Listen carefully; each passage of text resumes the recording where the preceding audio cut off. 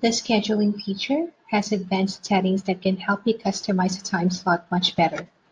The first option is to require explicit confirmation. If you put a check mark on this box, it means that whenever the applicant selects a time slot, it will show up as pending on their side first. So we need to confirm from your side.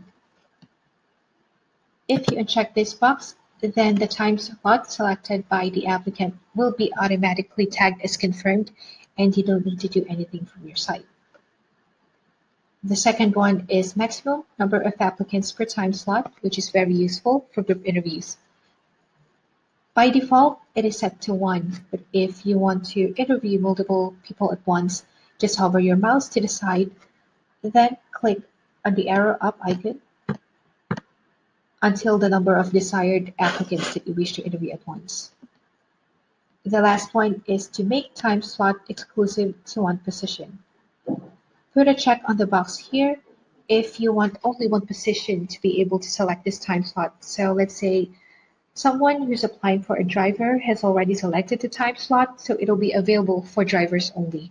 And say applicants applying for cashier won't be able to select this one anymore. But if you want the time slot to be available for all positions no matter what, just uncheck the box. Once you're satisfied with your configuration with the advanced settings, click on Save.